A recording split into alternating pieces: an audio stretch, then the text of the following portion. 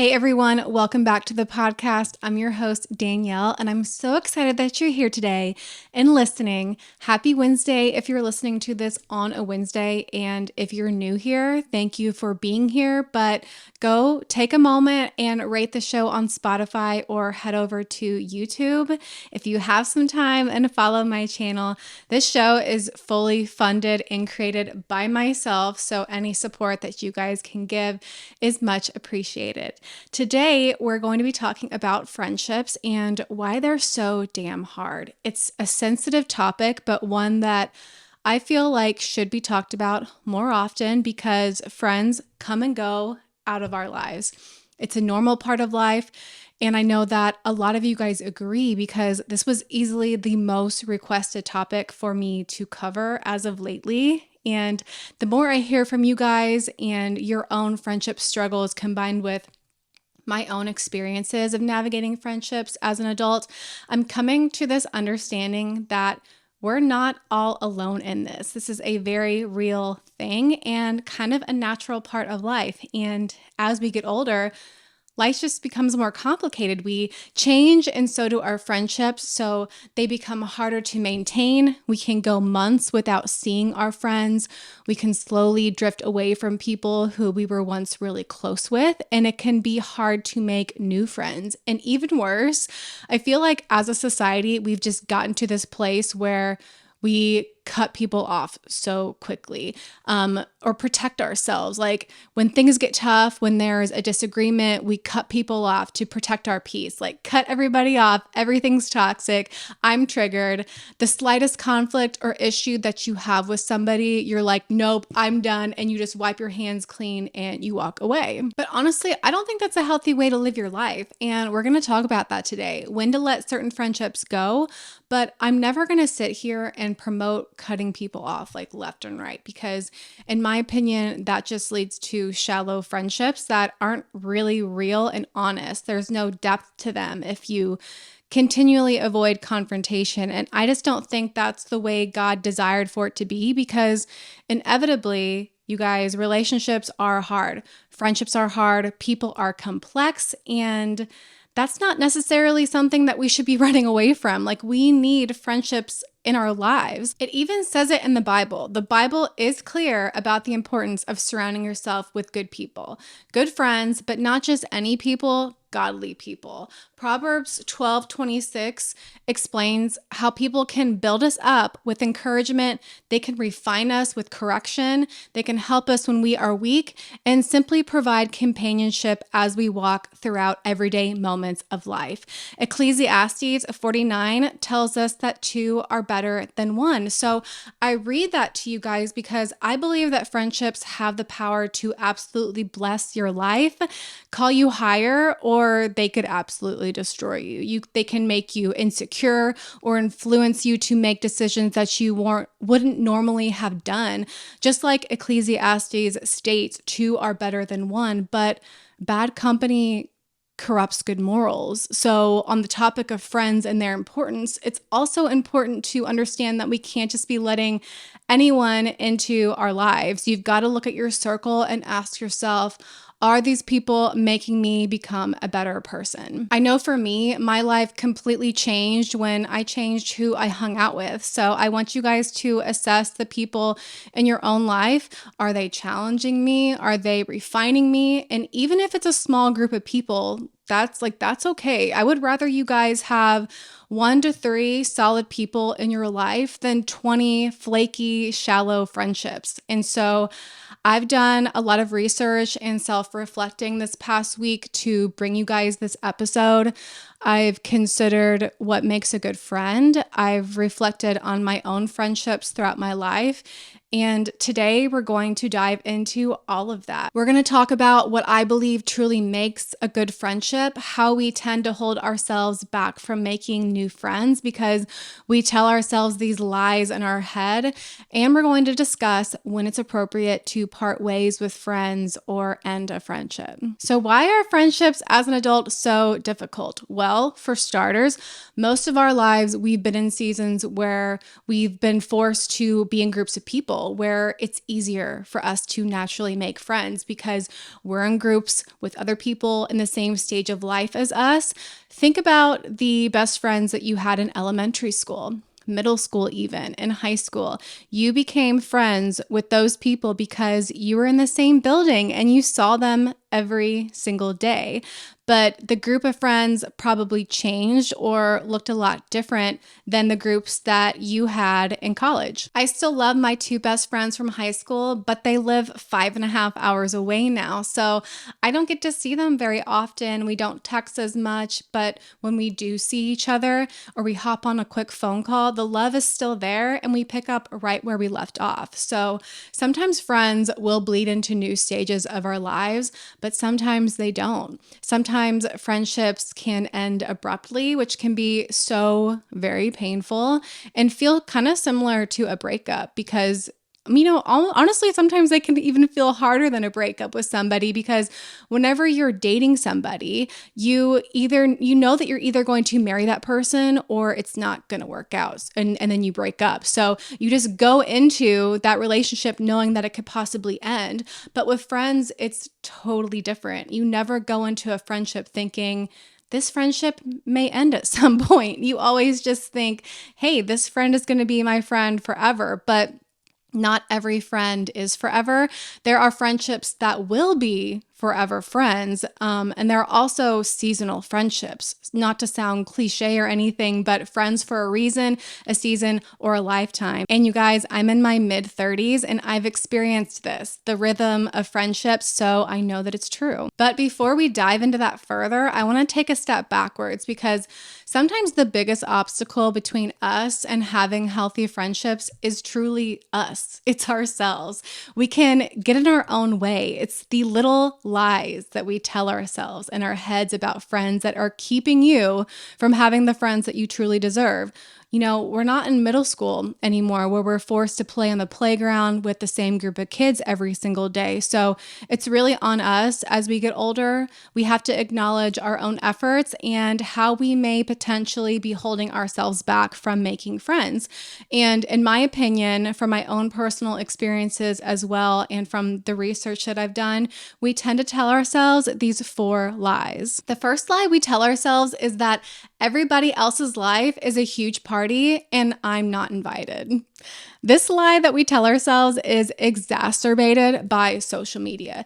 It's the fake lives that we perceive others to be living and comparing where they're at, with where we're at. We're comparing everybody else's highlight reel to our own lives. And we see people going on vacations and bachelorette parties, and they're having pool parties in the summer.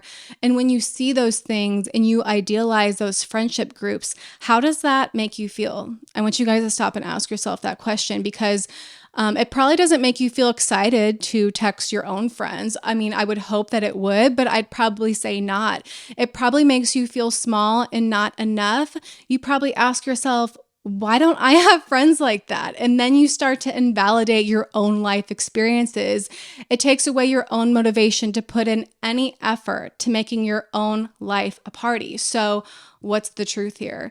The truth is that if you want your life to be a party, you have to create it. The thing with this lie is that it's going to hold you back from creating the life you want because you see everybody else getting together, going to a happy hour after work with colleagues, or spending the weekend with friends at the lake. You start to tell yourself that you're not invited to the party or that everybody else's life is way more exciting than your own.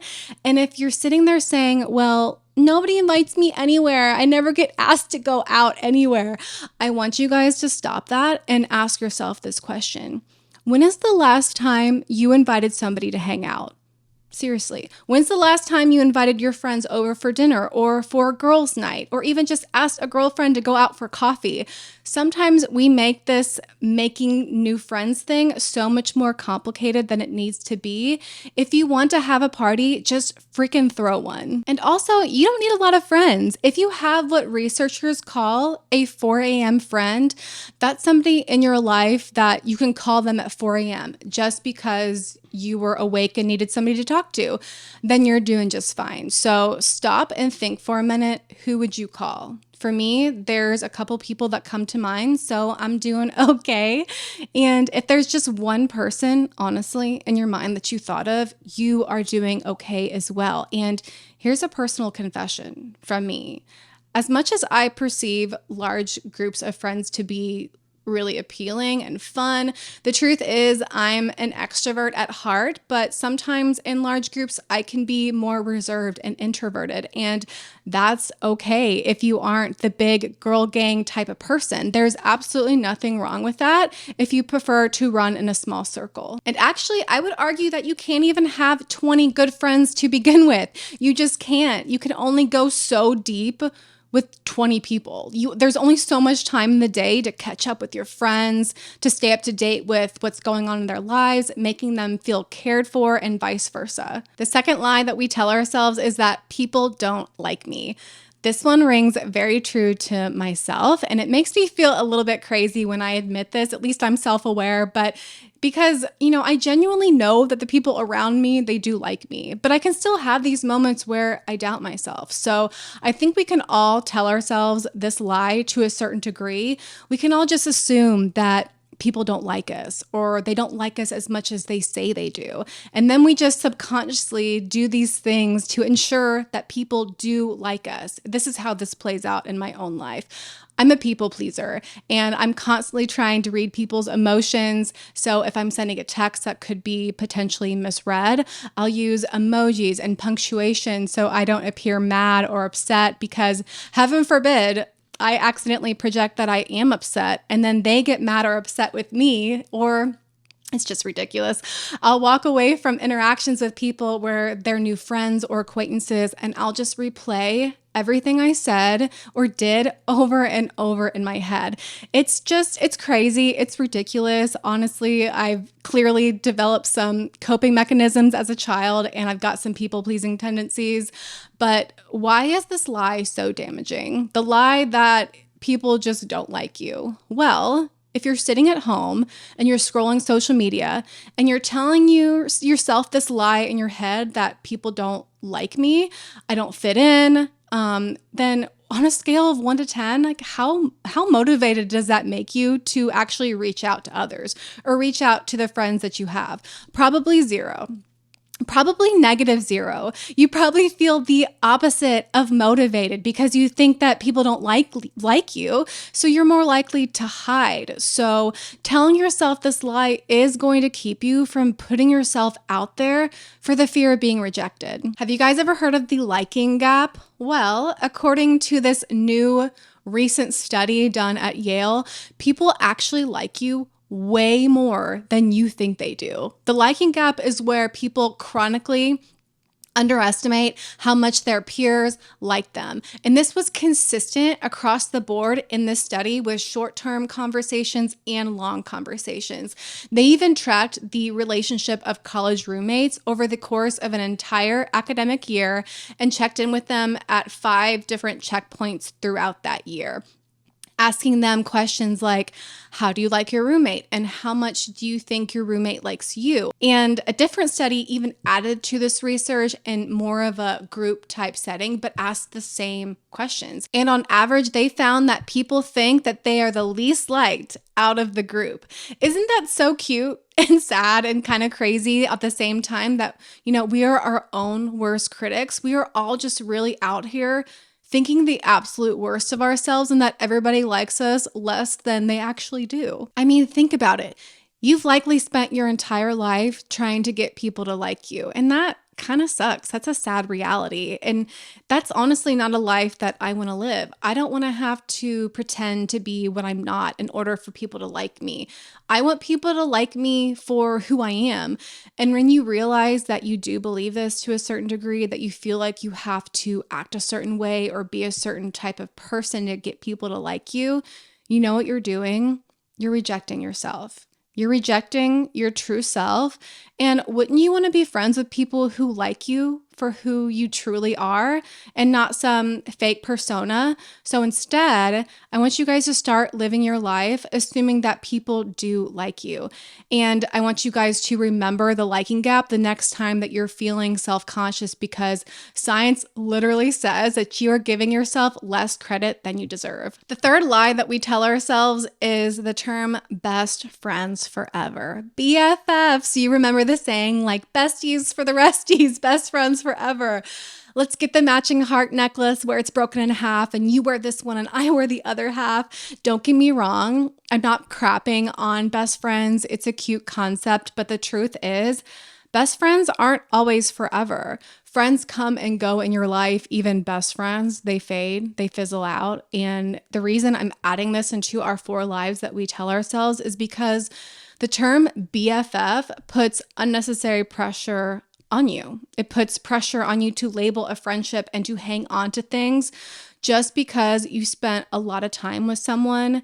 And when you hold onto friendships that no longer feel like a great connection, or they don't feel energizing or support who you're becoming, you end up being friends out of obligation. You start to feel resentment. And look, if you have best friends and in your life and that's working for you, then great. Like I have a few lifelong best friends as well, and I love those girls, but I'm not talking about that. I'm talking about the lie that we tell ourselves that if you don't have a BFF or someone to call your bestie, then something is wrong with you, that you're broken or damaged to a certain degree. If you don't have that lifelong friend, then you're an idiot somehow. So what's the truth here? The truth is that you may not always be friends with somebody forever. And that's okay. That's actually good because you want friends in your life that support your growth. So instead, you need to expand the way you think about friendships. Friendships instead should be flexible. It creates room for you to grow as a person, room for the kind of friendships that come into and out of your life based on what you need at a certain stage of life and what you can also give to somebody. Like, doesn't that sound way more nice to think about friendships as being flexible and mutual and supportive? It's based on connection, what your goals are right now, what you're passionate about, and the season of life that you're in. And guess what? That doesn't mean you're not friends with those people that you've known for a really long time, but maybe they just are not as intense of a friendship right now. And people will come into and out of your life with intensity. For me, I have a girlfriend who I've known for about 10 years now. And if she's listening to this, she knows exactly who she is. And I just want to give her a shout out because I love her so much. And, when I reflect on our friendship, it brings me a lot of joy. We've gone through so many different seasons of life together, some where we've been really close and others where there's been a little bit of distance. So throughout those 10 years, we weren't always glued to the hip, but our friendship is the perfect example of how friendships naturally ebb and flow. When we first met, we were both dating guys in the same social circle, and we were so close during that time. And then when those relationships ended, we both became single at the same time, and the friendship continued. But there was a time where one of us got into a relationship and the other one was still single. And so some distance grew between one another. But it wasn't ever that something happened or that something was wrong. It wasn't for a lack of love even. There are just seasons where you're going to be closer to people than others. Sometimes we think about friendships ending or fizzling out and we equate it with something having gone wrong or a fight. Nothing really happens. Instead, life happens. And now, her and I, we're in this season where we're super close again because we're going through something that's very similar in life. And we call and we text each other frequently, even though now she lives in North Carolina and I live in St. Louis, miles apart. The point is, being flexible about friendships is important because here's the truth about friendships. Friendships fade because when your priorities change, so do your friendships. Patterns of life change, marriage, work, kids. You start to see the world differently. Maybe you're in a season where you've stopped drinking or you're really committed to your health. Maybe you're in school and you're studying right now to graduate. But again, what is the purpose of friends? It's the mutual exchange of support and energy that helps you become a better version of you. And as you start to grow, everything about you changes. And if you start to realize that a relationship is starting to feel forced a little bit, that's sometimes because it was connected to an old version of you. So when you start to realize this, just be flexible. And that doesn't mean you're not friends anymore. It just means that the intensity has decreased at this time. The fourth lie that we tell ourselves is that I'm too busy. We've all said it. I'm too busy to go out. I'm too tired. I don't want to go out. I'd rather stay home in my PJs. I've had a long day at work. I have social anxiety. I'm more of an introvert anyways, like blah, blah, blah. Insert excuse here. But here's the truth, guys. Friends are critical to a happy life. Friends are the thing that make life meaningful, and you deserve amazing friends, and you deserve to be an amazing friend to somebody. And the thing is, I've been here. I've said all these things before, and I used to feel really lonely. Not that I didn't like my alone time. There's a big difference between liking your alone time and being lonely. There's a difference between solitude and isolation. And the old Danielle would mask her loneliness with work and being too busy. This lasted about 3 years. I would think to myself, wow, I don't have any friends right now that I could call on for a quick cup of coffee or just a phone call, even at 4 a.m. Like I would tell myself, it's okay that I don't have friends because I'm too busy anyways. Friends require extra energy that I don't have because I'm working Monday through Friday. I'm photographing sessions constantly during the week and multiple weddings on the weekend. And that lie created a cushion around me that gave me temporary comfort. But in the end, it made me feel very lonely, and I became addicted to busyness as a way to cover up the fact that I felt really alone. I had no real connections in my life, and the thing is, everybody feels this way sometimes. It's not just you. We're all in these tunnels of life just trying to survive our work obligations, our family obligations, showing up for our spouses and our families. But the truth is, you're not too busy for one of the most important things in your life. You're not too tired to make the effort for something that can bring true meaning to your life. And I'm really worried about where we're at right now as a society. We have this new default, staying at home, being buried in our computer screens, binging the next hit TV show on Netflix. I'm too busy right now to hang out, so we just slide back into our comfort zones and we scroll social media and we watch strangers' lives play out in front of us instead of putting ourselves out there. But you guys, loneliness is an epidemic, and so the ball is in your court. I see people out at dinner with everybody's face glued to their device and not interacting with each other. And let me tell you, it is so easy to not put in the effort. It's easy to tell yourself that lie that keeps those metaphorical walls up around you. It's easy to opt out of the book club tonight or to not go to the intramural soccer thing. It's easy to say that you're too tired to drag yourself out of your house to meet a friend after you've sat on Zoom call after Zoom call all day because you work remote. But this type of thinking is so dangerous to your happiness. I think about any time I don't want to work out, but afterwards I get this endorphin rush and I feel amazing. It's the same concept. So push yourself to go knowing that once you get there, you're actually going to enjoy it. That effort that you perceive as being hard is actually pretty easy. The truth is, the most meaningful part of life is the people. It's not the things that we surround ourselves with, but the people you surround yourself with. And I promise you, community and friendship are so worth fighting for. So how do you find this? Well, if you're listening to this and you're like, I have no friends, Danielle, I have 0 friends, I want you to let go of that limiting belief. saying that everybody else's life is a party. People don't like me. I'm too busy. I have no friends.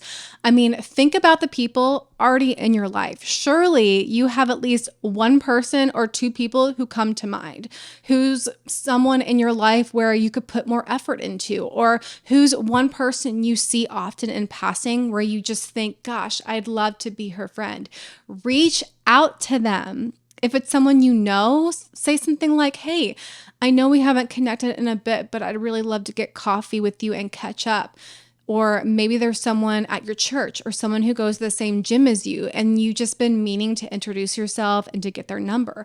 Make the effort. Sometimes I feel like we can make this whole process of making friends way more complicated than it needs to be. Just say, hey, I'm honestly trying to find some new friendships right now, and I thought of you and I'd love to get to know you more. I get it. It's tough. Like, this takes time, and I'm not negating that. I've been there, done that, but I just don't want you guys to be lazy, take the risk, or lose the chance. It's that simple, because if you're sitting there all day saying, woe is me, this is so hard, I can't find any friends, I'm always lonely, no one likes me, you're just going to stay in that, and you're going to be the one pushing yourself further into that. Now, maybe you already have friends. Maybe you're like, nope, I got my girlfriends. I have my squad. I'm good.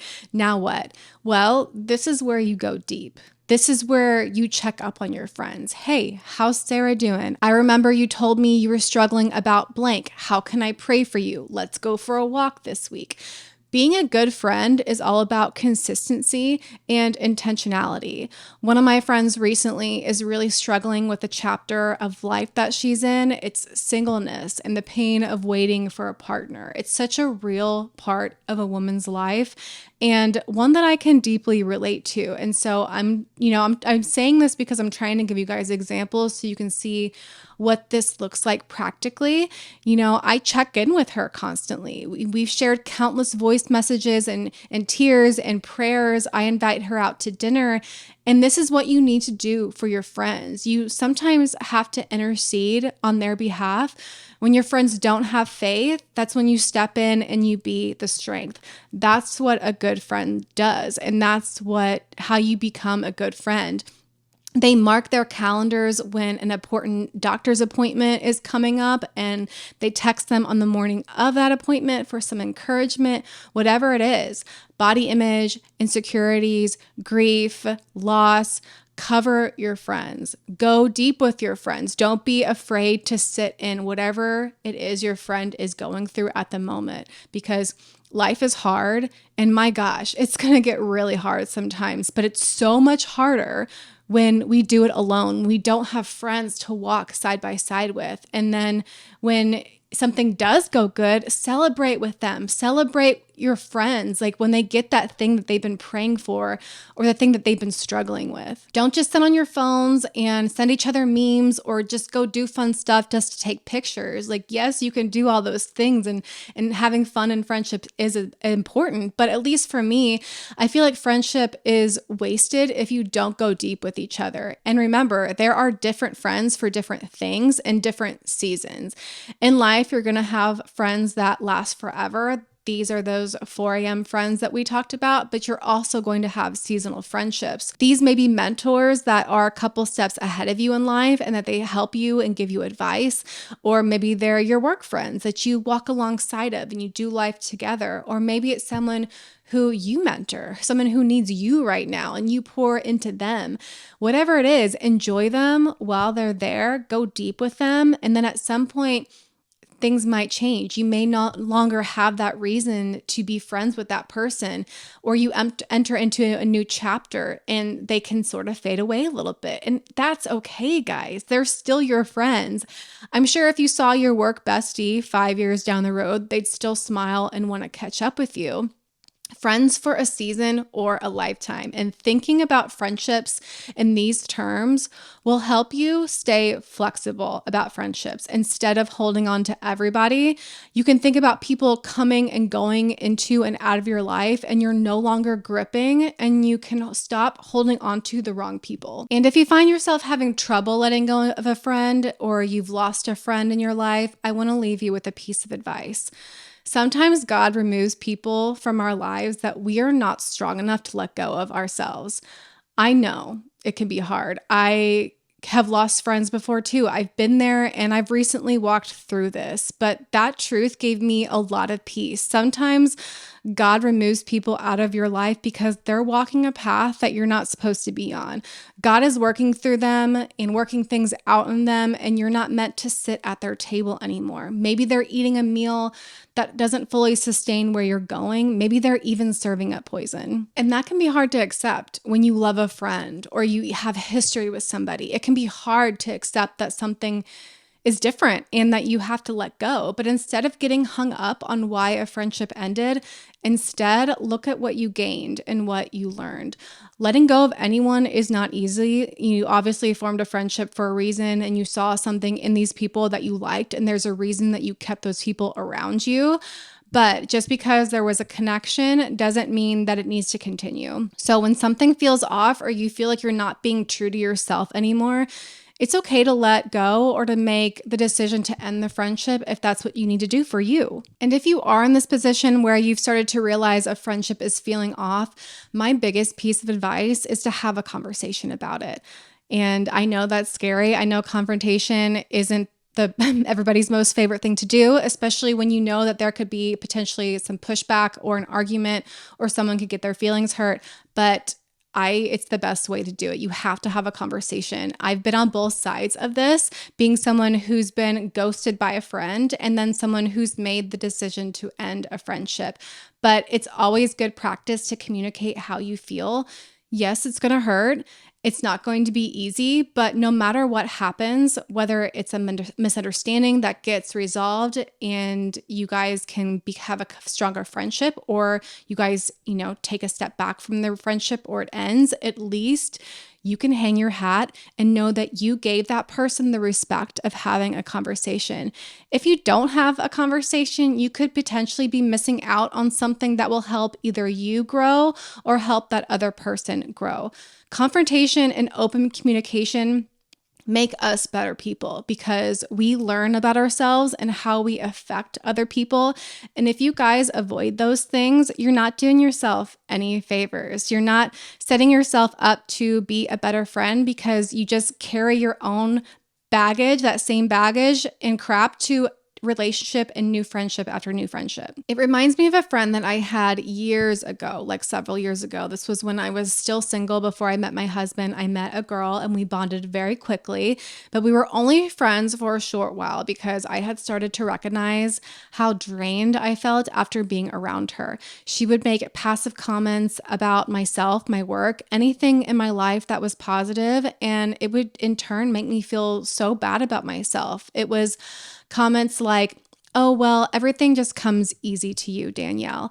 Or she said, I can't meet up for early dinner because I have a real job. And listen, I know that owning your own business isn't for everyone. And not everybody has the luxury of being able to make their own schedules and have flexible time. But it was the lack of support that I couldn't turn a blind eye to anymore. Her comments made me question her ability to be happy for me, and I found myself wanting to hide my wins from her because I didn't want her to feel bad for what she was lacking in her own life. So one day I invited her to brunch for the sole purpose of telling her how I felt. And I knew going into this was either going to make us stronger friends or it would be the end of our friendship. I told her how I felt, how I valued her friendship, but the comments she was making just made me feel very disrespected. I even told her that I still wanted to be her friend, but that if this behavior continued, I would have to take a step back. It was my responsibility to set the boundary, and the ball wasn't in her court. But after that brunch, I never heard back from her again. And while that hurt, the ending of that friendship, it taught me something very valuable. Setting boundaries in friendships is important for healthy relationships, but not everybody is going to accept your boundaries, and that is okay. And it's okay to have similarities with friends. It's okay to have differences. That's a natural part of friendship and relationships.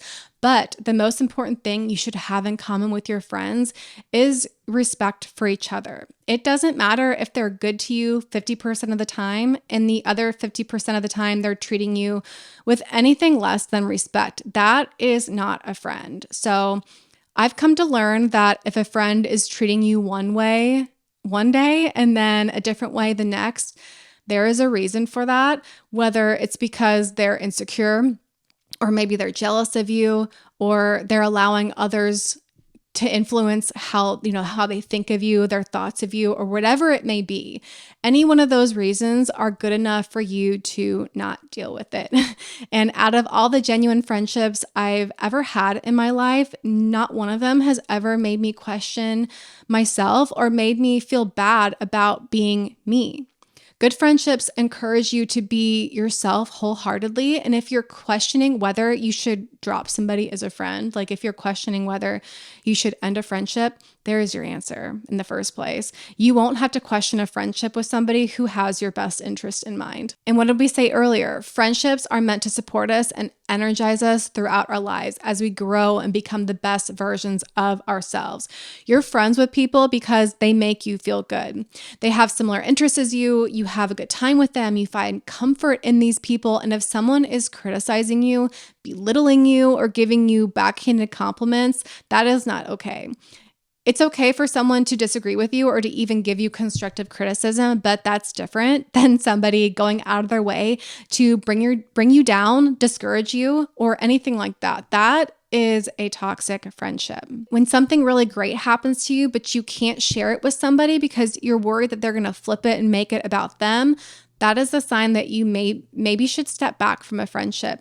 Friendships are supposed to be two-sided. So anytime you feel like you're giving more than what you're getting, that's not a good friend. If you have to always be the one sending a text to start a conversation, or you're always the one that's making the plans to get together, that might be a one-sided friendship. And in these situations, I think the best thing you can do, again, is just voice how you feel.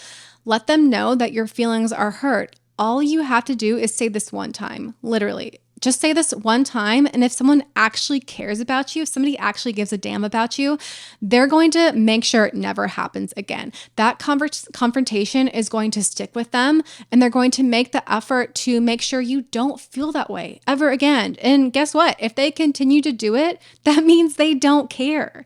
And I know that's hard to hear, but I need you guys to hear that because I was someone who gave people a million chances in the past because I cared way too much and I didn't want to let go of anybody. But nothing good comes from holding on to friendships with people who don't care about you and your feelings. And honestly, it's just better to be alone than to surround yourself with people who make you feel lonely and constantly drain you of your energy. And if you voice how you feel and you continue to feel like something is off, it's okay to let somebody go.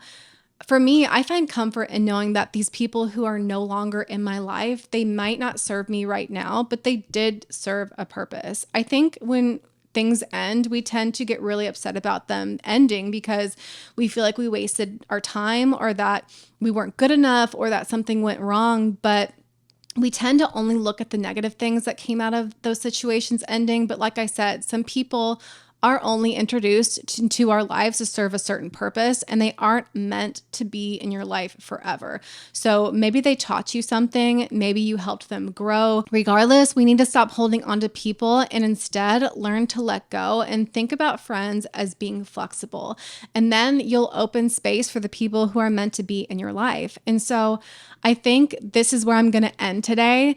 I know friendships are hard, but I strongly believe that it's not impossible. And I just want to encourage you all today to make the effort. After this episode ends, I want you guys to text a friend, challenge yourself this week to make a new connection or to make plans with a friend that you haven't seen in over a month. Let's stop saying we'd like to get together and never make plans. Like, make the plans, invite people out, pencil in a date on the calendar to get coffee with someone, a girlfriend, or go try a new workout class. Here's a crazy stat. As an adult, we need about 164 hours together to become really, really good friends with somebody, which is why it's so important for you to have this perspective and to know that about effort, because it's going to take time, but it's okay. Like true friendships are a slow burn. But every single day, we need to be making an effort. So text a friend, send a voice message. Sometimes we underestimate how much it means to someone when they unexpectedly hear from us. Receiving a surprise text from somebody, from a friend, makes you immediately feel more connected to that person. It makes that friendship stronger. So make it a practice every single day to reach out to a friend with a random message. And as your friend, I believe in you. And I pray that anybody listening today that is lonely or struggling with friends, that God would meet you right where you're at. I pray that somebody would get a text today, or a friendship group text, or some sort of opportunity to meet new friends. And I pray that you will all be blessed with the courage to put yourselves out there. There could be someone out there who needs your friendship, and you deserve amazing friends, and you deserve to be an amazing friend. So if this episode was a blessing to you or an encouragement, please share it with a friend or tag it on your Instagram stories. Thank you for being here and for being a friend of mine and being a friend of this podcast. I love you guys so much, and I'll see you guys next week for another episode of Declassified. Until then, be blessed and make good decisions. Bye, guys.